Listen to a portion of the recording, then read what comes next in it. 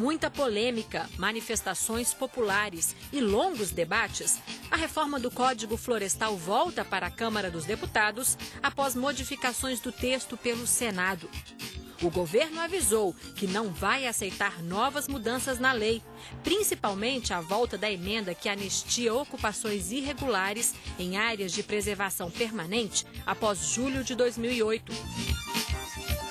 Outros pontos adicionados pelo Senado incluem a definição de áreas a serem recuperadas em margens de rios com mais de 10 metros de largura, a criação de incentivos para a agricultura familiar e a obrigação aos municípios de assegurar pelo menos 20 metros quadrados de área verde por habitante em novas áreas de expansão.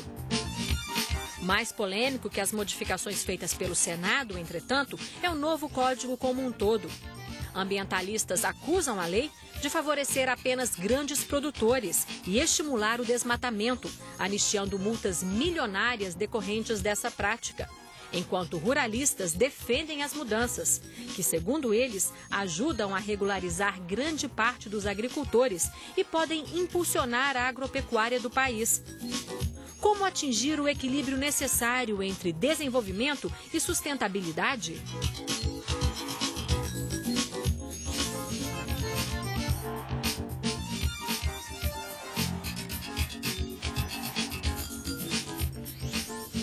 Olá! A proposta que define um novo Código Florestal tramita no Congresso desde 1999. Mas as mudanças feitas pelo Senado Federal ainda precisam ser confirmadas ou não pela Câmara dos Deputados. Não bastasse os antigos pontos de divergência, surgiram outros. E não bastasse tudo isso, a base aliada do governo não vive lá dias de grande alinhamento. A presidente Dilma Rousseff já antecipou que vai vetar mudanças que signifiquem a retomada do texto aprovado pela Câmara. E a presidente da Confederação Nacional da Agricultura, senadora Cátia Abreu, se diz conformada com o texto do Senado. Para debater esse tema, o Expressão Nacional de hoje recebe Eduardo Condorelli, representante da Confederação Nacional da Agricultura, André Lima, assessor de políticas públicas do Instituto de Pesquisa Ambiental da Amazônia, IPAM, o deputado Luiz Carlos Reis, do PP do Rio Grande do Sul, e o deputado Ivan Valente, do PSOL de São Paulo. Senhores, obrigada pela presença no nosso programa. Eu começo perguntando ao representante da CNA, Eduardo Condorelli, como é que a gente pode interpretar essa resignação da presidente da CNA? A gente pode entender que ela está pensando que o ótimo é o inimigo do bom, então é melhor estar da forma como foi aprovado no Senado, de que tentar voltar ao texto da Câmara e a presidente Dilma vetar. Ou a gente pode avaliar que, como em muitos processos de negociação, a gente entra com a cartada muito alta para depois ceder e chegar ao ponto que efetivamente a gente gostaria de ter chegado. Na verdade, a posição da nossa presidente, ela vem no sentido de manifestar a apreensão com que vivem todos os produtores. Você mesmo comentou agora há pouco a questão de que nós já estamos desde 1999 discutindo esse tema. O problema se transformou num grande imbróglio para a produção agropecuária brasileira. Nós temos números de déficits apresentados por organismos ambientais de ordem de milhões e milhões de hectares, e isso traz uma ansiedade muito grande para o setor, muito grande. E talvez em determinados momentos se tem entendido de que o debate se esgotou e insistir nesse debate significaria termos muito mais tempo de discussão e muito mais tempo de problemas gerados na agropecuária brasileira e, por conseguinte, também em toda a sociedade do país, já que hoje a agropecuária é a grande responsável pelo resultado econômico do país. Então, é importante lembrar que existe, sim, uma preocupação muito grande com o código que vem do Senado. Ele não resolve todos os problemas, ele foi o possível até aquela discussão de dezembro, mas, efetivamente, nós precisamos, se possível, esmiuçá-lo e tentar resolver os problemas que ele ainda tem. Deputado Ivan Valente, como é que o senhor entendeu, qual a leitura que o senhor fez dessa afirmação, dessa resignação da presidente da CNA em relação ao código? Olha, eu acho que a CNA está satisfeita com o processo de discussão do código aqui, no essencial, porque todas as grandes questões que a presidente Dilma Rousseff disse que ia vetar, né, ainda estão por ser resolvidas. Porque o Código do Senado continua anistiando todos os desmatamentos até julho de 2008. 10 anos depois da Lei de Crimes Ambientais. Então, isso continua. Não adianta você criar um cadastro ambiental, rural, ou achar que o Brasil tem uma estrutura de fiscalização, tirar de fora a averbação da reserva legal, que é um documento jurídico com segurança, trocar por uma declaração e achar que o Brasil tem capacidade de fiscalização. É só ver o que os madeireiros, entendeu, fazem lá na Amazônia para saber que não tem fiscalização nenhuma, que a impunidade é que campeia. Então, a anistia, para mim, continua sendo uma grande... é deseducativa, é antipedagógica. Mas, mais do que isso, tem o problema dos 4 módulos fiscais. Confundir agricultura familiar com 4 módulos fiscais é um grande erro. Na Amazônia, são mais de 400 hectares de terra, entende? Que não precisam ser recuperados. Eu acho que isso é muito grave para o nosso país. Por que é muito grave? Porque nós somos um país que tem uma imensa vantagem comparativa com os outros países do mundo. E nós não aproveitamos isso para potencializar a nossa própria agricultura, aplicando ciência, aumento da produtividade do campo.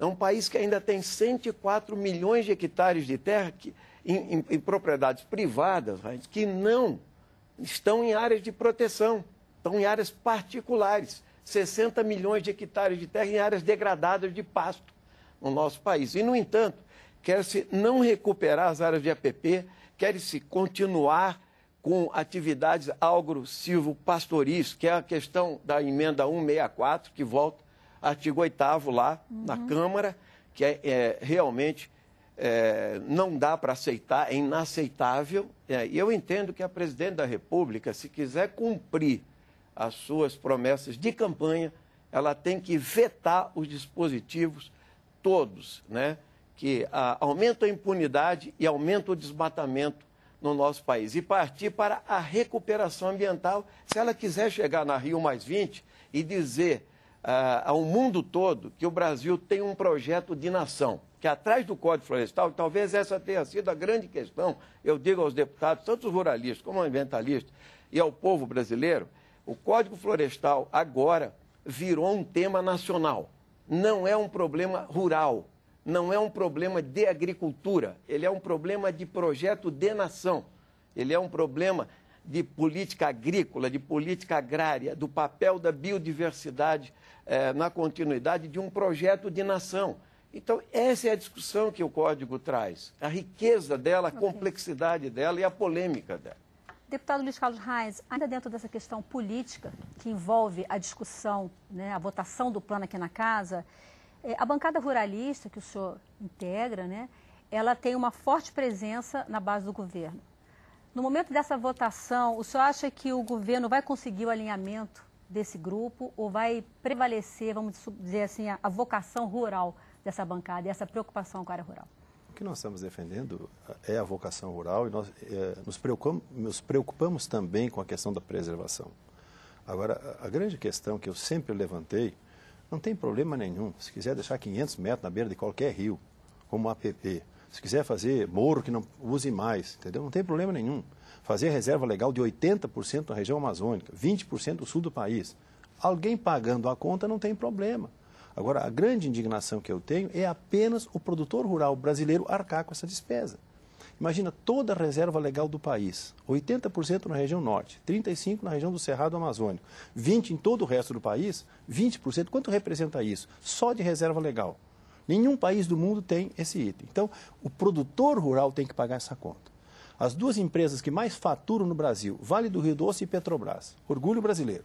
Fora todas as multinacionais, os bancos que o deputado Ivan fala, bancos nacionais, bancos internacionais, todas as multinacionais que estão aqui dentro do Brasil, de automóvel, de máquina agrícola, de defensivo, de fármaco, qualquer produto. Ninguém paga absolutamente nada.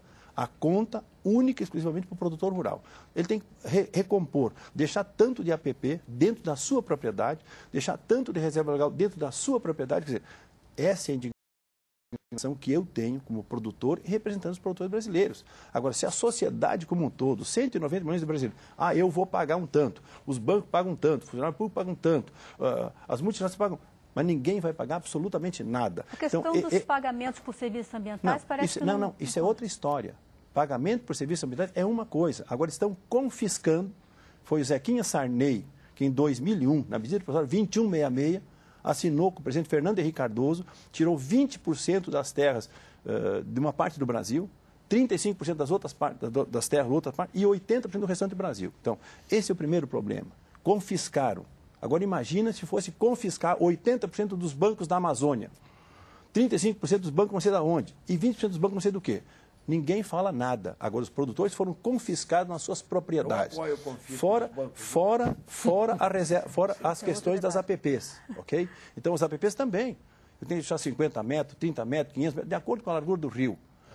25 graus não posso plantar, 45 graus não sei o quê. Tudo isso se colocou agora. Essas questões se estão colocando recentemente. Então, o grande problema que eu levanto é isso. Se alguém pagar essa conta, não tem problema nenhum.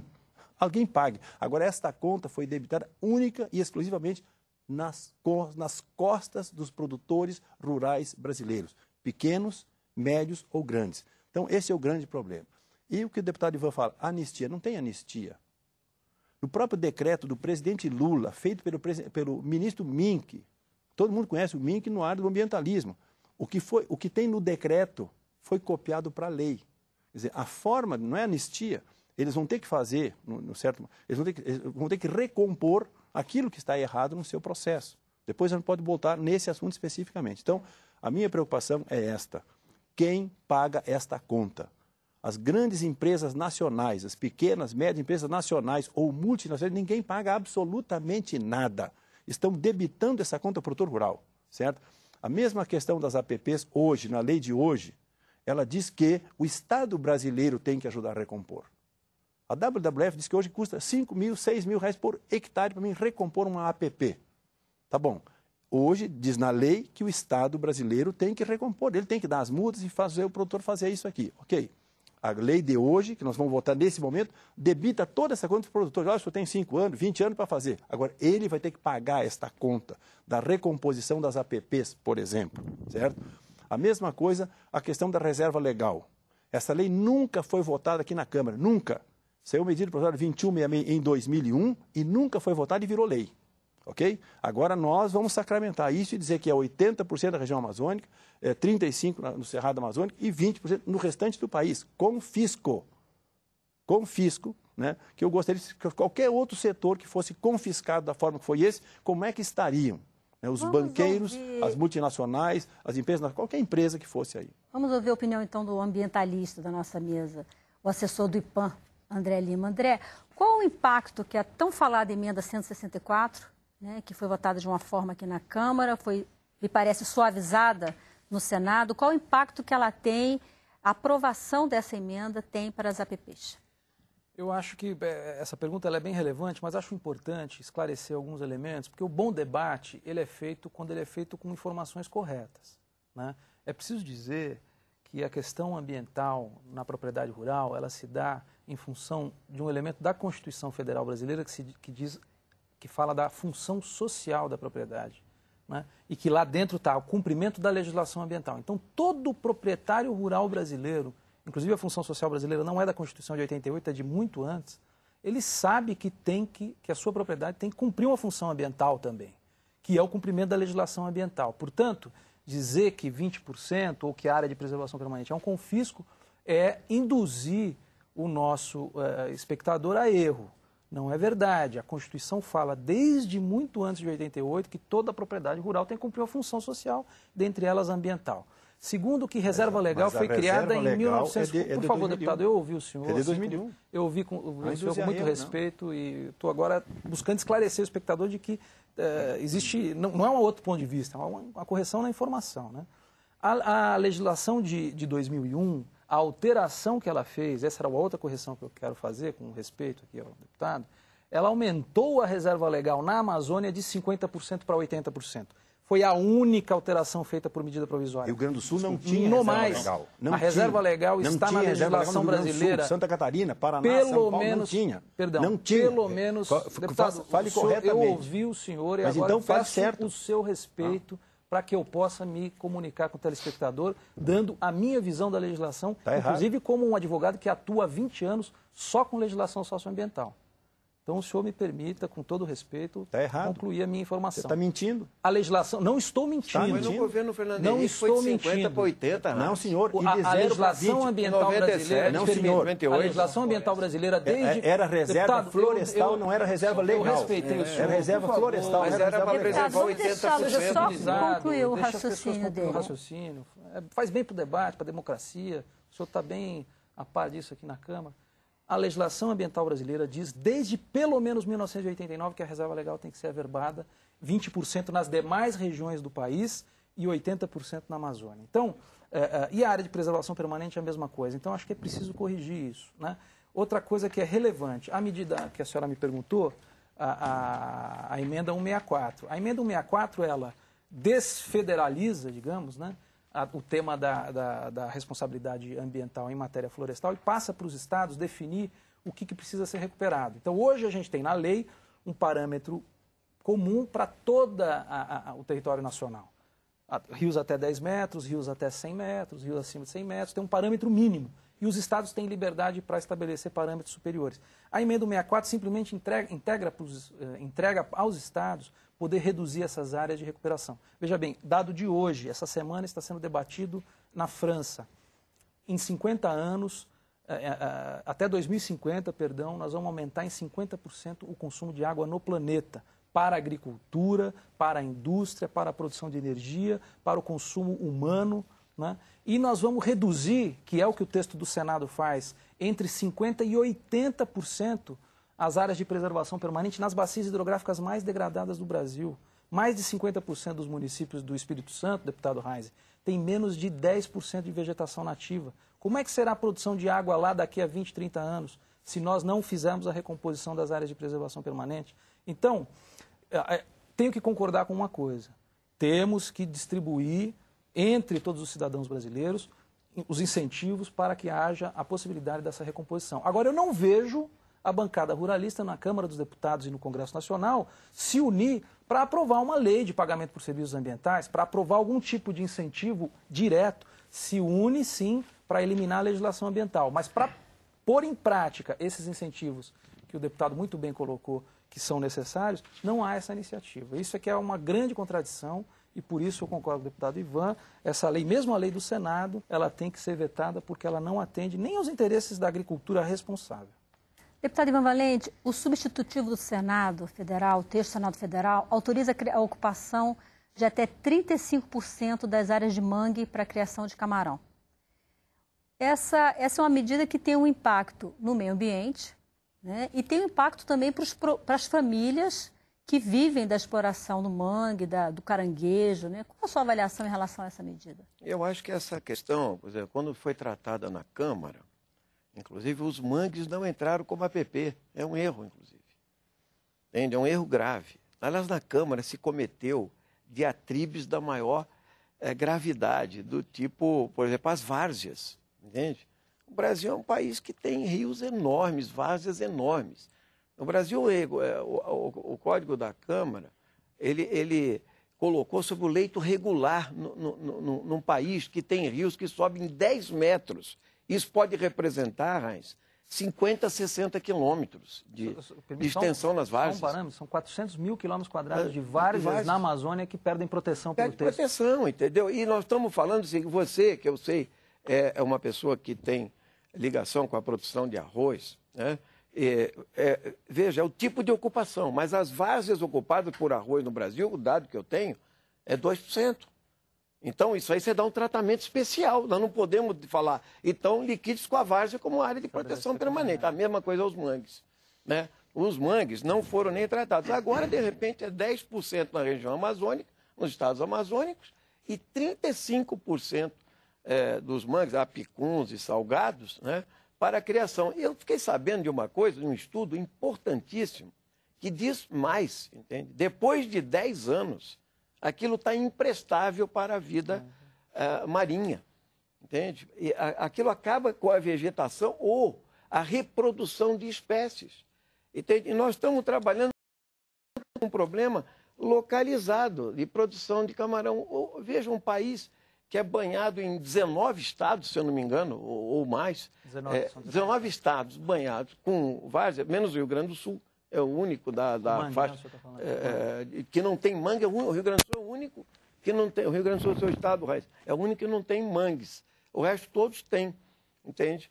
Então, e esse é o tipo da questão em que o interesse econômico dirigido, entende, afeta todo o potencial brasileiro, entende, sem um tratamento adequado, né? Desrespeitando, inclusive, o pequeno produtor, porque eu estou falando da indústria mesmo, e assim por diante. Mas eu queria dizer mais, eu acho que a gente precisava ter uma discussão de fôlego, né? Nós não podemos deixar de atentar e dizer para a sociedade brasileira que o Brasil detém 12% das reservas de água doce do mundo, entende? O Brasil detém a margem de florestas. Se tem 58% da floresta amazônica, é uma vantagem nossa, Heinz.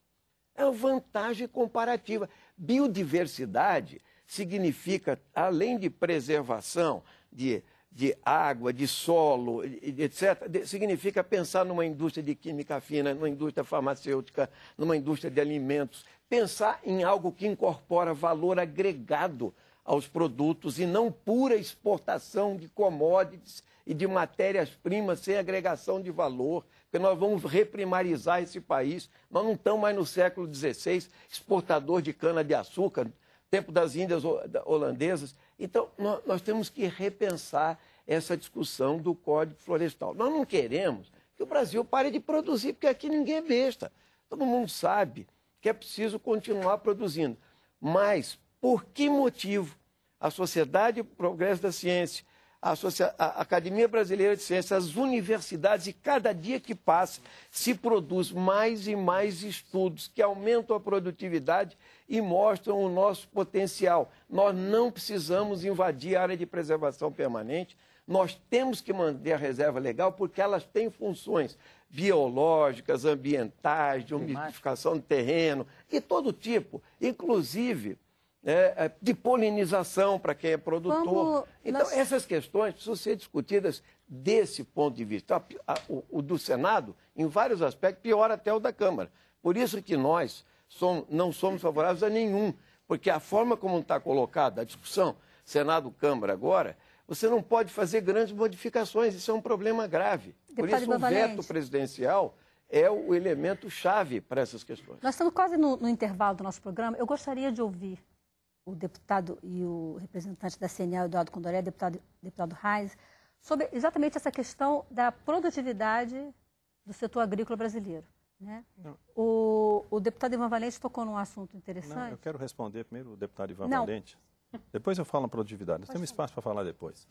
Deputado Ivan Valente, Getúlio Vargas, meu conterrâneo de São Borja, no Rio Grande do Sul, segurou as fronteiras do Brasil, criando os estados do Amapá, Rondônia, Roraima, porque havia exploração já naquela época, quando ele criou nos anos 40. E hoje, nós temos aqui o ex-vice-presidente dos Estados Unidos, Al Gore, usando a Amazônia para seu benefício próprio, ele e outros. Grandes capitalistas no mundo estão fazendo isso. Quando fala das grandes reservas que nós temos lá na Amazônia, você vai, deputado Ivan, na Suíça, você vai lá na Europa hoje e procura os grandes laboratórios, eles piratearam tudo que tem do Brasil, e eu pergunto, o que o Brasil ganha hoje, especificamente em cima disso? A culpa eu sei que não é deles. Eles vêm aqui, tomam as nossas coisas e levam. Agora, o Brasil não fez absolutamente nada para proteger. É uma grande riqueza, eu sei, certo? Agora, hoje eles exploram essas questões todas, vendem filmes, fazem palestras em cima da região amazônica. Todo mundo diz que nós temos que proteger a Amazônia. Por que o mundo desenvolvido, a Europa, os Estados Unidos, o Japão, qualquer país desse, por que eles não nos pagam nada? Não, a Amazônia Internacional vendem essa ideia. Vem aqui Greenpeace, vem WWF, vem esses caras dizer o que nós temos que fazer. O que eles fazem na Europa? O que eles fazem na China, no Japão, nos Estados Unidos? Absolutamente nada. Vem dizer o que nós temos que fazer aqui dentro do Brasil e não nos pagam absolutamente nada. Eu fico indignado quando vejo hoje alguns governadores, algum pessoal que defende a tal de Amazônia e diz assim, não, que a Alemanha deu $1 milhão, não sei o que, deu $1 bilhão. Troco. troco, são centavos perto do que aquilo pode representar para a nação brasileira. Né? Um patrimônio imenso, eu sei que tem. Né? Eu fui em Rondônia, fui em Roraima, vi a questão de índio lá, conheço aquela região e vi. Né? Eu sei um patrimônio imenso. Agora, o Brasil não ganha absolutamente nada com aquilo. Então, essa é uma indignação como brasileiro. O Getúlio Vargas, um dia, eu sei que pode ganhar. E agora, o negócio é o seguinte, nós deixamos tudo, nos entregamos para os gringos, viva. Os caras vêm aqui, deitam e rolam em cima das nossas questões. Imagina se nós cobrássemos algum serviço ambiental, André, existe já um projeto que nós não debruçamos? Não, nós já aprovamos na Comissão de Agricultura, esse projeto está tramitando aqui na casa, pagamento por serviços ambientais, eu estou trabalhando nesse assunto, certo? Já aprovei na Comissão de Agricultura, então existe esse trabalho aqui, não é que nós não nos debruçamos, as coisas são muito lentas para funcionarem. Então essa é uma questão que nós temos aqui. E produtividade, para lhe responder, hoje a agricultura brasileira não tem país do mundo que tenha a produtividade na pecuária, seja pecuária de corte, pecuária, a suinocultura, a avicultura, ou mesmo os grãos que o Brasil tem hoje, a produtividade que nós temos versus área plantada. Deputado, não tem, eu vou interromper o som um minutinho, nós temos que fazer um intervalo e vamos voltar falando sobre a questão da produtividade, ok? Eu vou pedir um rápido intervalo, até já.